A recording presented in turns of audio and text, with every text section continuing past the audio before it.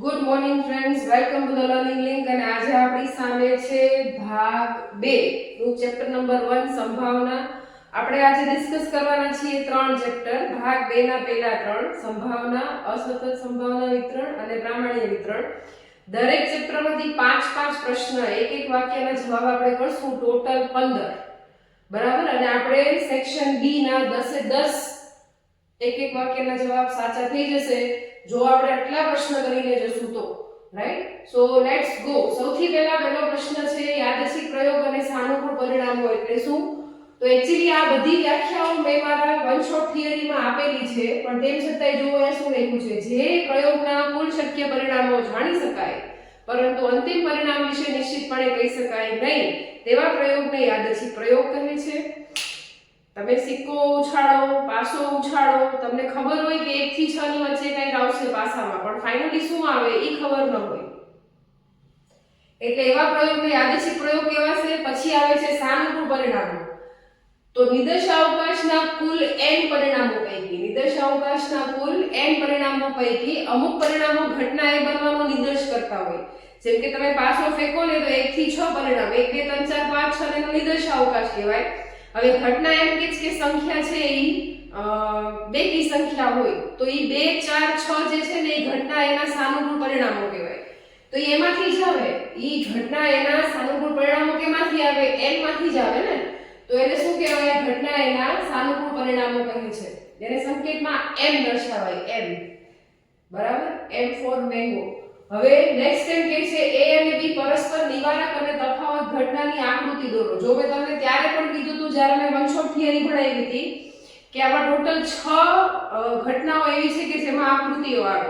એમાંથી તમને 3 ઘટનાઓ પૂછી, 2 નું આકૃતિ દોરવાનું તમને કહે. તો જો આ પરસ્પર નિવારક ઘટનાની આકૃતિ છે, જ્યાં છે ને a/b બરાબર ખાલી ગણ થાય. શું થાય? a/b બરાબર ખાલી ગણ. અને આ તફાવત ઘટના છે, અહીંયા a બને અને b ન બને, અહીંયા b બને અને a ન બને. નેક્સ્ટ આવે છે કે આને ચડતા ક્રમમાં ગોઠવો. મોસ્ટ ટાઈમ પ્રશ્ન જો છોકરાઓ, જો શું કહે છે કે આ બધી ઘટનાઓની સંભાવનાઓ છે ને ચડતા ક્રમમાં ગોઠવો. સૌથી નાની 0, પછી a/b, પછી a, પછી a of b ને પછી a+b. સંભાવનાની ગાણિતિક વ્યાખ્યા જણાવો. એકદમ ઈઝી છે, જોજો. યાદચ્છિક પ્રયોગના શાંત નિર્દેશાવકાશ u ના પરસ્પર નિવારક, નિશેષ અને સમસંભાવી પરિણામોને તમે n વડે દર્શાવો. n કેના વડે દર્શાવવાનું? એને n ફોર નોઝ, એના વડે દર્શાવો. પછી એમાંથી m પરિણામો, m ફોર મંકી, હમણાં જોયું ને, m પરિણામો ઘટના એના સાનુકૂળ પરિણામો હોય, એટલે કુલ પરિણામોને n, સાનુકૂળ પરિણામોને m વડે દર્શાવો. તો m ના છેદમાં n ને ઘટના એની સંભાવના કહે છે. કહેવાનું ખાલી એમ જ છે, m ના છેદમાં n એટલે સંભાવના, પણ m એટલે શું થાય? સાનુકૂળ પરિણામો. n એટલે શું થાય? કુલ પરિણામો. કુલ પરિણામો કેવા? પરસ્પર નિવારક, નિશેષ અને સમસંભાવી. આ છે ને, આ લખવાનું સરસ લાગે, એને એમ લાગે કે આ કંઈક આવડે છે. બરાબર? અને p of a બરાબર m ના છેદમાં n લખાય. છેલ્લો પ્રશ્ન છે પરસ્પર નિવારક ઘટના એટલે શું? તો શાંત નિર્દેશાવકાશ u ની બે ઘટનાઓ a અને b પૈકી જો a/b બરાબર ખાલી ગણ થાય. જો અહીંયા છે ને આકૃતિ, બેમાં કાંઈ કોમન ન હોય. આ તમારો નિર્દેશાવકાશ u છે, આ બોક્સ જોવો છો ને એ નિર્દેશાવકાશ છે. બરાબર? એની અંદર ઘટનાઓ છે. તો જો a/b બરાબર ખાલી ગણ થાય તો એવી ઘટનાને કેવી કહેશું આપણે? પરસ્પર નિવારક ઘટના કહીશું. જતા નહીં, હજી 2 ચેપ્ટર જોવાના બાકી છે. ચલો હવે છે ચેપ્ટર 2 અને ચેપ્ટર 3, અસતત યાદચ્છિક ચલ અને તેનું સંભાવના વિતરણ. આમ તો આ બધી થિયરી મેં વન શોટ થિયરીમાં આપેલી છે, પણ એમાંથી પણ મોસ્ટ ટાઈમની થિયરી તમારી સામે છે. વિભાગ બી માં 10 માંથી 10 સ્કોર કરવા માટે આટલું કરજો. અસતત યાદચ્છિક ચલ એટલે શું? તો જે યાદચ્છિક ચલ છે એ વાસ્તવિક સંખ્યાઓના ગણ r ની ચોક્કસ કે ગણ્ય કિંમત ધારણ કરે તો એને અસતત કહેવાય. જેમ કે મેં તમને એક્ઝામ્પલ આપ્યું હતું, કુટુંબમાં બાળકોની સંખ્યા, પારિવારિક ભૂલની સંખ્યા. સતત છે એટલે કેવું કહેવાય? કે જે બે અંતરાલ વચ્ચેની શક્ય કિંમતો ધારણ કરે. જો કે એ પણ વાસ્તવિક જ હોય, પણ એ બે અંતરાલ વચ્ચે શક્ય કિંમતો ધારણ કરે, જેમ કે ઊંચાઈ, વજન, તાપમાન, એ બધું.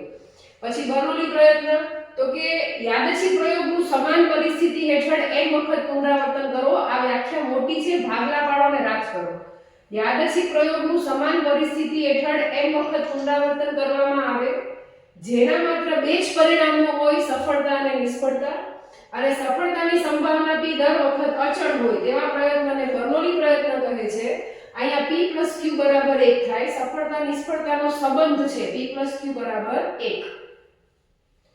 નેક્સ્ટ છે દ્વિપદી સંભાવના વિતરણનું સૂત્ર. આ તો આપણને આવડે, LCx p ની x ઘાત q ની n - x ઘાત. પછી છે અસતત ચલનો મધ્યક. જો ધ્યાન આપજો, અસતત ચલનો મધ્યક પૂછ્યું છે એટલે e of x છે. હવે જો દ્વિપદીનું પૂછે તો એ np થાય.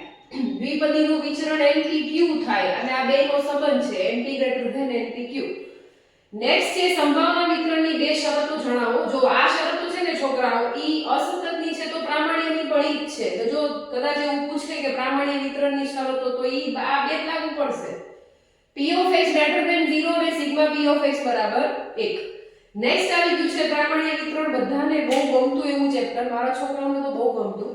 પ્રામાણ્ય વિતરણ માટે સરેરાશ વિચલનની કિંમત 12 હોય તો ચતુર્થક વિચલન સવી અને ચવી. તો જો આ છે ને સરેરાશ વિચલનનું સૂત્ર છે, એમાં મેં એની કિંમત મૂકી, તો અહીંથી સિગ્મા છૂટું પડ્યું 15.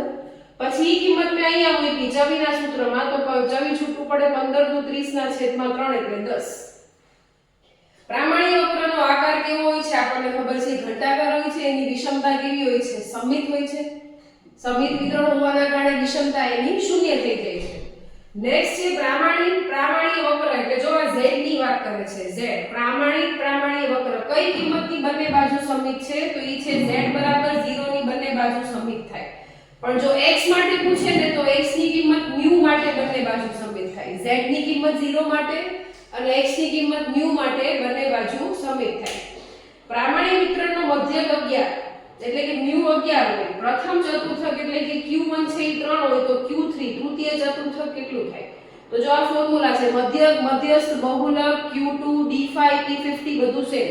તો અહીંયા જો 11 મૂકો, અહીંયા 3 મૂકો, 11 2 22, 22 માંથી 3 જશે તો 19 આવશે તૃતીય ચતુર્થકનો જવાબ. પ્રામાણિક પ્રાપ્તાંક માપથી મુક્ત હોય છે. વિધાન સાચું છે કે ખોટું? સાચું છે, કારણ કે z ને એકમ નથી હોતા. z છે એકમ મુક્ત માપ છે. બરાબર? આવી રીતે જોડાયેલા રહેજો. હવે બે ચેપ્ટર્સના વિભાગ b ના 10 પ્રશ્ન આપવાના બાકી છે.